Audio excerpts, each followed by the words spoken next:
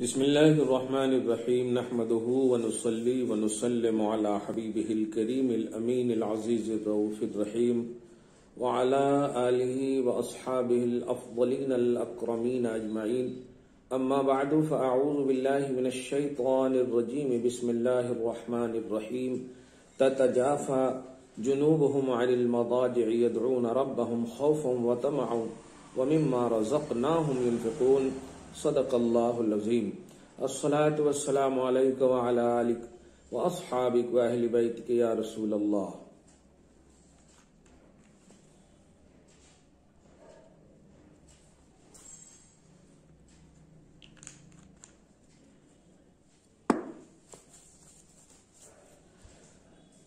صلی اللہ تعالی علیک وعلی آلک واصحابک وبارک وسلم۔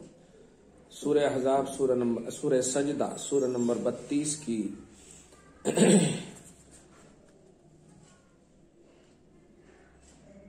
آیت نمبر 16 سے درس کا آغاز ہے۔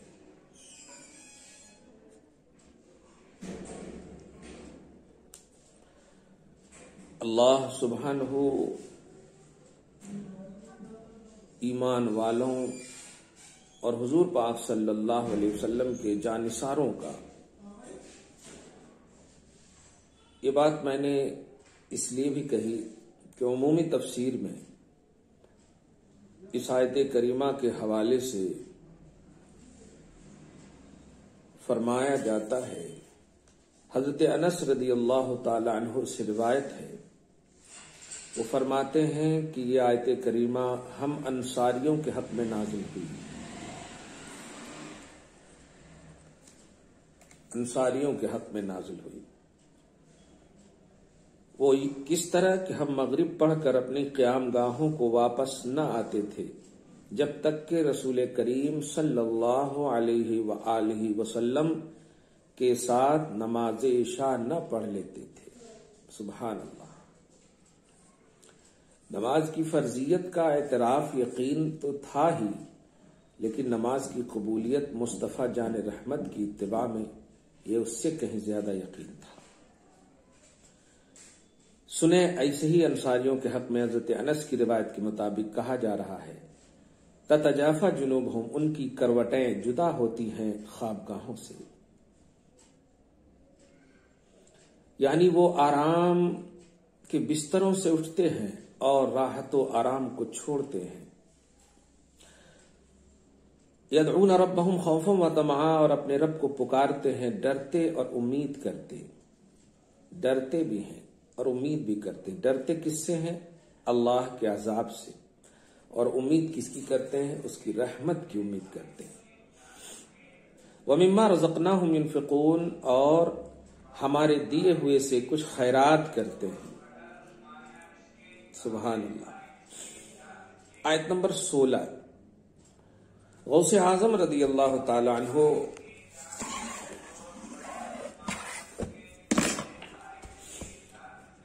فرماتے ہیں،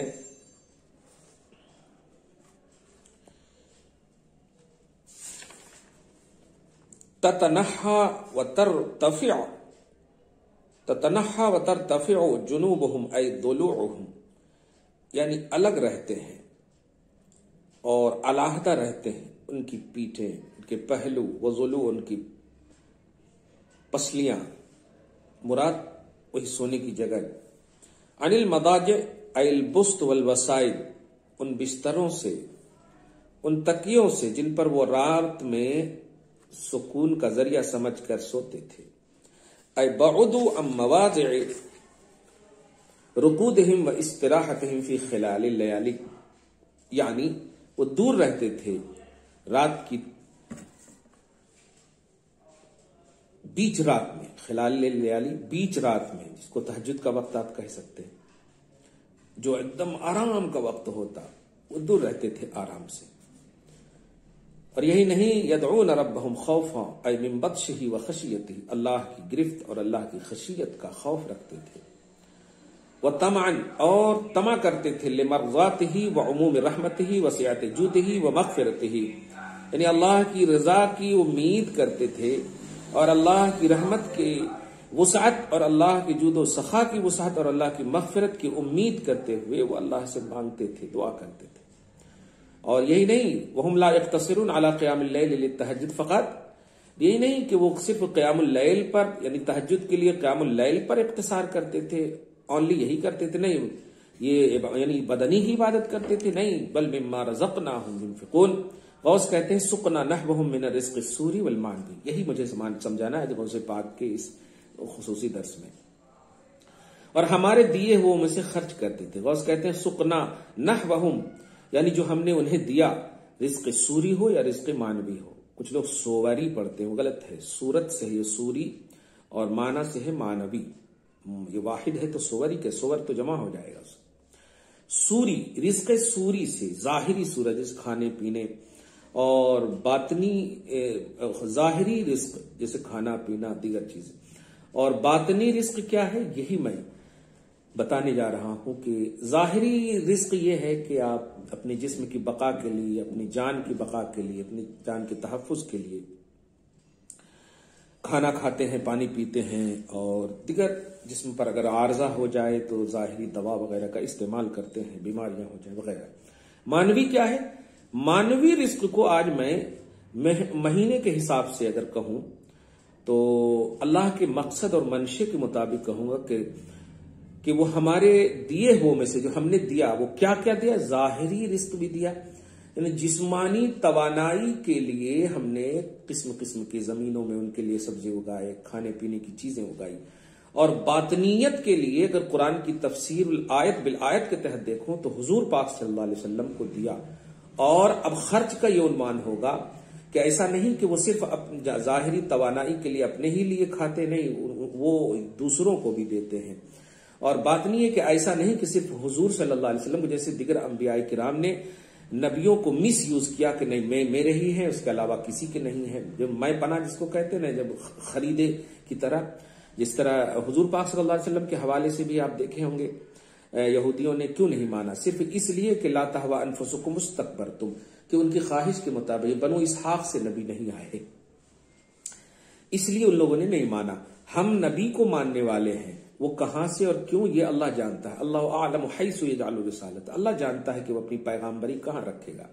اللہ بہتر جانتا ہے کس کو نبی بنائے گا، چاہے وہ بنو اسماعیل سے بنا، بنو اسحاق سے بنا، جس سے بھی بنا، جس طرح آدم سے لے کر عیسیٰ تک ہم نے سارے نبیوں کو مانا کہ وہ اللہ کے نبی ہیں، رسول ہیں، ایسے ہی آخری نبی محمد عربی صلی اللہ علیہ وسلم بھی بنو اسماعیل میں سے آئے، ہم مان لیں۔ ہم یہودیوں کی طرح نہیں۔ تو رزق سوری کا مطلب یہ کہ جسم و توانائی کے لیے جو ہمیں رزق ملتا ہے اور ہم بھی کھاتے ہیں، اپنوں کو بھی دیتے ہیں جو محتاج ہو، ضرورت مند ہو۔ اسی طرح رزق معنوی حضور پاک صلی اللہ علیہ وسلم کی ذات ہے۔ یزکیکم انفسکم سے بھی، یزکیکم انفسکم، یہ نبی تمہارے باطن کو صاف کرتے ہیں، تو اس کو باطن کی غذائیت کا نام محمد الرسول نبوت ہے۔ یہ نبی کی یہ شان ہے کہ وہ تمہارے اندر کو بھی سمجھ، یعنی اب اس کو یوں سمجھیے کہ اگر جسم بیمار پڑ جائے، جسم پریشان ہو جائے، جس پر زخم ہو جائے، ظاہری عارضہ لاحق ہو جائے، بیماری ہو جائے، تو آپ دنیاوی ڈاکٹروں سے اس کی صلاح، اس کی کامیابی یا اس کی شفا کے لیے آپ رجوع کریں۔ اور باطن جب بیمار ہو، جس کو اب یوں کہو جسم اور روح کہیں، آپ جسم بیمار ہو تو ڈاکٹروں کے پاس جاؤ، دنیاوی ڈاکٹروں کے پاس جاؤ، تدبیر کرو، دوائیں لو، کیپسولز لو، انجیکشنز لو، یہ ساری چیزیں۔ لیکن جب روح بیمار ہو جائے تو ذات محمد صلی اللہ علیہ وسلم کو ہم نے رکھا ہے۔ کیا بات ہے، سبحان اللہ، کتنی بڑی بات غوث پاک کی رزق سوری اور رزق معنوی کی تفسیر میں آج ہمیں معلوم ہوئی کہ اللہ سبحانہ نے حضور پاک صلی اللہ علیہ وسلم کی ذات کو ہماری روح کی عظیم الشان غذا، جس کو رزق معنوی کی شکل عطا فرمائی۔ یعنی اگر روح کی تازگی چاہیے، اسی لیے میں ایک جملہ سورہ نساء کی آیت نمبر 64 کے تحت بھی ہمیشہ کہتا ہوں کہ جب انسان کا ظاہر بیمار ہوتا ہے، بخار آ جائے، تو انسان کو اچھی سے اچھی بریانی بھی اچھی نہیں لگتی، اچھی سے اچھی غذا بھی، اس کو جو کھانے پینے کی چیز ہے، منہ کڑوا ہو جاتا ہے۔ بڑا حسین موقع ہے میلاد النبی کا ہی چل رہا ہے الحمدللہ، اس کو بڑی محبت سے سنیے گا۔ جسم جب بیمار ہو جائے تو زبان کڑوی ہو جاتی ہے، اچھی چیز بھی کڑوی لگنے لگتی ہے، اچھے سے اچھی بریانی بھی کڑوی لگنے لگتی ہے، خراب لگنے لگتا ہے۔ روح کیسے بیمار ہوتی ہے آپ ذرا اس کا اندازہ لگائیں۔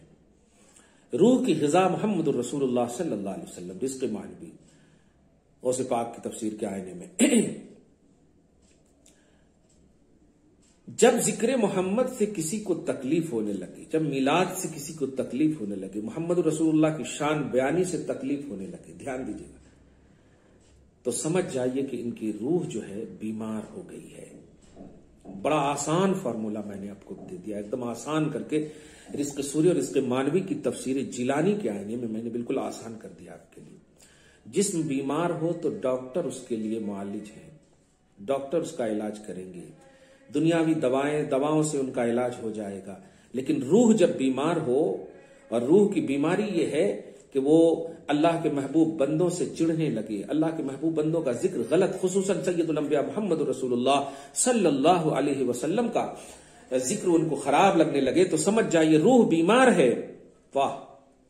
تو روح جب بیمار ہو، جب مصطفیٰ جان رحمت کی شان بیان کرنے کی وجہ سے کسی کو تکلیف ہونے لگے، سمجھو روح بیمار ہے، تو روح بیمار ہو تو اس کا علاج صرف محمد الرسول اللہ صلی اللہ علیہ وسلم کی ذات گرامی ہے۔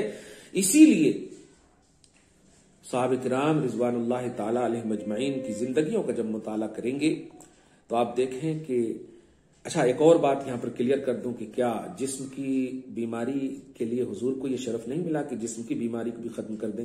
تو یہ شرف تو سورہ آل عمران کی آیت نمبر 49 کے تحت آپ دیکھیں گے، تو یہ شرف تو حضور کے غلام کو بھی حاصل ہے۔ غلام بمانا مطلب حضور کے مقابلے میں کہہ رہا ہوں، ورنہ ہر نبی ہمارے آقا ہے، ہر نبی۔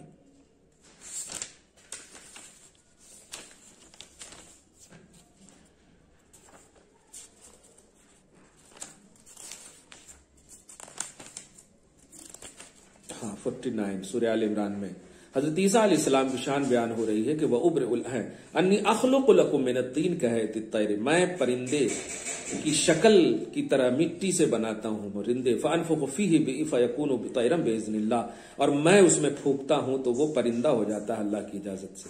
وابرئ الاکمہ، مادرزاد اندھے کو شفا دیتا ہوں، والابرص کوڑھی کو شفا دیتا ہوں، واحیی الموتى باذن اللہ، اور اللہ کی عطا سے میں مردوں کو زندہ کرتا ہوں۔ تو یہ ظاہری جسم سے تعلق رکھنے والی ظاہری بیماری کو شفا دینے کے لیے تو ان پر ایمان لانے والے عیسیٰ علیہ السلام کی بھی یہ شان ہے۔ اس لیے جب ادنا مطلب اعلیٰ کا مقام جب آپ کو معلوم ہو جائے تو ادنا کو اس میں آٹومیٹک اس میں داخل کر لیا کریں۔ اس لیے اس میں چونکہ سرکرے لوگ ہوتے ہیں نا، کچھ جماعت والے اس طرح کی حرکتیں کرتے ہیں کہ دیکھو جسم کے لیے کیوں جا رہے ہیں آپ کے پاس یہ ہو گیا وہ ہو گیا۔ ارے آپ نہیں دیکھے کہ کئیوں کے آنکھ، اب دیکھے نا حضرت امیر معاویہ رضی اللہ تعالیٰ عنہ نے کہ میرے کفن میں حضور کے ناخن مبارک رکھ دینا۔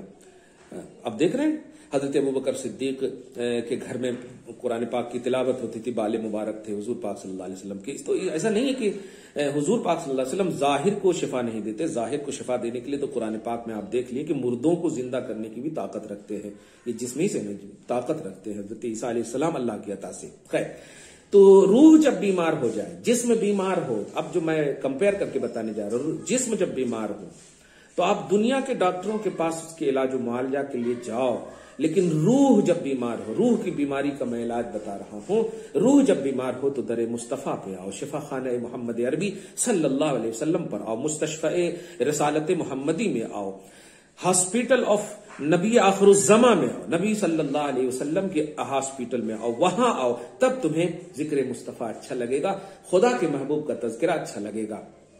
اسی لیے کہا کہ اللہ پاک نے اسی لیے کہا جو آپ کی اطاعت کرے گا، پوائنٹ نوٹ کرے آپ۔ اسی لیے کچھ لوگ جو کچھ لوگوں کا میں اسی لیے دیکھتا ہوں کبھی کبھی کہ اتنا سمجھانے کے باوجود بھی گستاخ رسول جو ہے نماز وغیرہ یہ سب پر تو بڑی بہت دھیان دیتے ہیں، لیکن پھر بھی رسول پر دھیان کیوں نہیں دیتے؟ کیونکہ اللہ پاک نے جو ذکر کا کانسیپٹ، اطاعت کا کانسیپٹ جو رکھا ہے وہ رکھا ہے، نبی کو مقدم رکھا ہے۔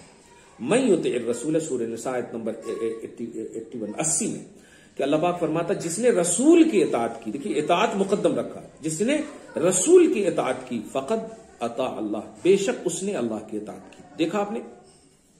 اس لیے جو لوگ بھی دیکھیے یہ جماعت والے پھر کیوں نہیں رہے؟ مجھے میسور کی سرزمین پر ایک ایسی سوال ہوا تھا کہ یہ گستاخ رسول سنی کیوں نہیں بنتے؟ سنی تو گستاخ بن جاتے ہیں، لیکن گستاخ رسول کیوں نہیں سنی بنتے؟ تو چونکہ برائیاں دیکھیے برائیاں پھیلتی ہیں، چھوٹی سی بات ہے، اوپر سے بارش ہوتی ہے نا، وہ گلاب پر بھی ہوتی ہے، وہ گوبر پر بھی ہوتی ہے، لیکن گلاب کھل جاتا ہے اور گوبر پھیل جاتا ہے۔ ایک اور آسان مثال دوں، جب آپ کھانا کھاتے ہیں تو کھانا پائخانہ بننے کی صلاحیت رکھتا ہے، لیکن پائخانہ کبھی کھانا بننے کی صلاحیت نہیں رکھتا ہے۔ میں دعا کرتا ہوں کہ کوئی وہابی نہ بنے، کوئی گستاخ نہ بنے، لیکن اصل فلسفہ یہی ہے۔ لیکن پھر بھی اگر کوئی کٹر سے کٹر بھی اگر ذرا سی بھی توفیق کی بوباس بھی اسے مل گئی نظر مصطفیٰ، کرم مصطفیٰ کی بدولت، اور بارگاہ رسالت میں پہنچ گئے وہ، تو انشاءاللہ نظر مصطفیٰ انہیں تلوار لے کر آنے والے حضرت عمر کو بھی ایمان کی دولت نصیب کر سکتا ہے، نظر مصطفیٰ کر سکتی ہے۔ بس کہنا یہ ہے کہ رزق سوری کے لیے آپ تگ و دو کرتے ہیں، ٹھیک ہے، جسم کی توانائی اور طاقت کے لیے آپ فائنینشلی طور پر محنتیں مشقتیں آپ کرتے ہیں، کیجئے، لیکن روح کی تازگی کے لیے ذکر محمدی ضروری ہے۔ روح کی تازگی کے لیے کیا خوبصورت ہے، روح کی تازگی کے لیے ذکر محمدی ضروری ہے، یہی عنوان ہے۔ روح کی تازگی کے لیے ذکر محمدی ضروری ہے۔ اور آخری بات بول دوں کہ روح اور جسم میں کتنی بھی آپ جسم کی توانائی اور طاقت کے لیے ساز و سامان اکٹھا کر دیں، مہیا کر لیں، اور آپ سمجھے کہ ہم بہت بڑے پہلوان ہیں، بڑی طاقت رکھتے ہیں، لیکن اگر روح نکل گئی تو جسم کی کوئی حیثیت نہیں ہے، جسم کی کوئی حیثیت نہیں ہے۔ واہ واہ واہ واہ! اس کا مطلب یہ ہوا جسم کی توانائی کے لیے آپ جو محنت کیے ہیں وہ محنتیں جسم کی توانائی پر مؤثر ظاہری طور پر اسی وقت ہے جب تک کہ روح آپ کی اس کے اندر ہے۔ روح اگر بگڑ گئی، روح نکل گئی تو وہ جسم بیکار ہے۔ اب آپ کو سمجھ میں آ گیا ہوگا کہ آپ کا اصلی حقیقی وجود جو ہے، کیا بات ہے، روح جسم سے ہے۔ روح بیمار نہیں ہونا چاہیے ورنہ جسم بیمار ہو جائے گا، جسم کی کوئی حیثیت نہیں ہے۔ جس طرح کہ روح نکل جائے تو جسم مردہ ہے، ایسے ہی روح بیمار بھی ہو جائے تو جسم کی کوئی حیثیت نہیں ہے، روح مقدم ہے۔ یہی وجہ ہے کہ میں نے تفسیر پڑھاتے وقت کبھی کہا تھا کہ حضرت آدم علیہ السلام کی جو خلافت کی بات قرآن پاک میں ہے کہ انی جاعل فی الارض خلیفہ، وہ خلافت بے اعتبار الاجسام ہے، وہ خلافت بے اعتبار الاجسام ہے، یعنی جسموں کے اعتبار سے حضرت آدم علیہ السلام اللہ کے خلیفہ ہے پہلے، اور روحوں کی دنیا میں خلیفہ اعظم محمد الرسول اللہ صلی اللہ علیہ وسلم ہے۔ اسی آیت کی تفسیر میں آپ دیکھیں گے جلالین وغیرہ کے حاشیے میں، واما بے اعتبار الارواح فهو محمد سیدنا صلی اللہ علیہ وسلم، کہ روحوں کی دنیا کے اللہ کی طرف سے خلیفہ مطلق محمد الرسول اللہ صلی اللہ علیہ وسلم ہے، اور روح مقدم ہے جسم پر۔ اسی لیے 4 مہینے تک جو ہے روح نہیں ڈالی جاتی، جسم ہوتا ہے۔ روح نہیں ڈالی جاتی ماں کے پیٹ کے اندر، جسم ہوتا ہے، روح بعد میں ڈالی جاتی، روح اصل ہے، اور روح جب ہوتی ہے تب اس کو ایک انسانی وجود دی جاتی ہے، اس کو انسان کا نام دیا جاتا ہے۔ کیا بات ہے! روح، اسی لیے حضرت آدم علیہ السلام کا پتلا اس وقت تک نہیں بولا، ان کا جسم اس وقت تک نہیں بولا جب تک کہ روح محمدی نہ ڈال دی گئی، جیسے تفسیر کبیر وغیرہ میں ہے کہ حضرت مطلب سجدہ جو ہوا ہے وہ روح محمدی کو، قبلہ روح محمدی ہے۔ کیا بات ہے! سجدہ تعظیمی جو روح محمدی کو سجدہ، فہو روح سیدنا محمد صلی اللہ علیہ وآلہ وسلم۔ خلاصہ یہ آپ سمجھ گئے ہوں گے کہ ہماری اصلیت، ہماری حقیقت، ہماری وجود کی بقا اور تحفظ جسم سے نہیں روح سے بھی ہے، اور جسم کے لیے آپ کاوشیں کرو، اور آپ کی کبھی کبھی دوا بیکار بھی ہو جاتی ہے، ضائع بھی ہو جاتی ہے، ڈاکٹر آئی ایم سوری بھی بول دیتے ہیں، لیکن روح محمدی، لیکن روح کی تازگی کے لیے جو محمد کو رکھا ہے صلی اللہ علیہ وآلہ وسلم، وہ آپ کے دنیاوی کیپسولز کے محتاج نہیں ہے، وہ اللہ کی وحی صرف آتی ہے۔ اللہ کے رسول صلی اللہ علیہ وسلم جو آپ کو شفا دیں گے یا آپ کی روح کو تازگی بخشیں گے، وہ وحی الہی ہے۔ مراد یہ ہے کہ عقل، شعور، سینس، ہماری تھنکنگ، ہماری دماغ، ہمارا ایڈوائز، ہماری جو فکریں ہیں، ہماری جو سوچ ہے، ہماری جو ڈاکٹریت ہے، ہمارا جو علاج و معالجہ ظاہری ہے، اس میں غلط ہو سکتا ہے۔ اسی لیے کبھی دیکھے ہوں گے کہ کیپسول جو ہے ایکسپائر کر جاتا، کبھی دیکھے ہوں گے کہ ری ایکشن ہو گیا، بیماری مطلب اس میں، لیکن نبی اعظم صلی اللہ علیہ وسلم کو جو روح کی تازگی بنایا ہے اللہ پاک نے، وہ اگر آپ کو مطلب آپ کا علاج کریں، آپ کی روح کا علاج کریں، تو پھر کبھی نہیں۔ یہی وجہ ہے کہ صحابہ کرام کوئی نفس صحابیت کا حصول ہونے کے بعد کوئی مرتد نہ ہوا، ایسا علاج کرتے ہیں رسول اللہ صلی اللہ علیہ وسلم. وجہ اس کی کہ چونکہ محمد یا نبی صلی اللہ علیہ وسلم جو ہوتے ہیں یا نبی جو ہوتے ہیں وہ اپنی سینس یا محنت و مشقت کے بلبوتے کوئی دوا بوٹی نہیں دیتے، اللہ کی وحی سے دیتے ہیں. سبحان اللہ، کیا بات کھل کر سمجھ میں آئی آپ کو، ہم کو، کہ اللہ تعالی نے ہمیں رزق سوری کی شکل میں جو ہمیں طاقت و توانائی، محنت و مشقت کا مطلب ذریعہ دیا، اسباب دیا، یہ اس کی کوئی حیثیت نہیں. رزق مانوی کی صورت میں جو محمد صلی اللہ علیہ وسلم کی شکل عطا فرمایا، جس کو آپ کہیں کہ روح کی تازگی کے لیے محمد صلی اللہ علیہ وسلم عطا فرمایا. اور روح ہی اصل ہے، اگر روح نکل گئی تو مردگی ہے. یہی اب ایک دوسری بات یہ ہے کہ جس کسی کو ذکر محمدی سے چڑ ہے، جس کسی کو اللہ کے محبوب بندوں سے خصوصاً ذکر محمدی صلی اللہ علیہ وسلم، میلاد وغیرہ کے حوالے، سیرت بیانی کے حوالے سے اگر چڑ ہے، یا پھر ذکر تو کرتے ہیں لیکن ذکر میں نگیٹیوٹی ہوتی ہے، پازیٹیوٹی نہیں ہوتی. ورفعنا لک ذکرک پر نہیں ذکر کرتے، نشانے کا بلبتر پر ذکر نہیں کرتے، ولسوف یعطیک ربک فترضی پر ذکر نہیں کرتے، سورہ والضحیٰ کی تفسیر نہیں کرتے، قسم ہے چہرے مبارک کی، قسم ہے زلف واللیل کی، قسم ہے آپ کے بال مبارک کی، آپ کو اللہ اپنے نہیں چھوڑا. اس طرح یعنی حضور کے لیے پازیٹیو نہیں ہوتے. سمجھ جائیے ان کی روح بیمار ہے، وہ نبی صلی اللہ علیہ وسلم کی تزکیے سے دور ہیں، چہرے مصطفیٰ، نظر کرم مصطفیٰ سے دور ہیں. اور سنیوں مبارک ہو، آپ سب کو جب نبی کے ذکر سے پیار ہے، اس کی بڑی علامت یہ ہے کہ آپ کی روح زندہ ہے. کیوں؟ اس لیے کہ ذکر محمدی سے آپ کو پیار ہے اور ذکر محمدی میں آپ خوش ہو جاتے ہیں. اسی لیے تو نعرے بھی لگاتے ہو آپ، اسی لیے تو ذکر بھی کرتے ہو، مچل جاتے ہو الحمدللہ ثم الحمدللہ. تو جو لوگ اعتراض کرتے ہیں نبی صلی اللہ علیہ وسلم پر، سمجھ جائیں کہ ان کی روح بیمار ہے. دعا ہے اللہ تعالیٰ آج کی اس خصوصی گفتگو کو حبیب پاک صاحب الاولاد کے وسیلے سے قبول فرمائے، اپنی شان کریمی کے مطابق اجر عطا فرمائے، گھروار میں اولاد میں برکت عطا فرمائے، اصلوں کی بخشش فرمائے، نسلوں کی حفاظت فرمائے. وصلی اللہ تعالی علی خیر خلق محمد وآلہ واصحابہ اجمعین برحمتک یا ارحم الراحمین.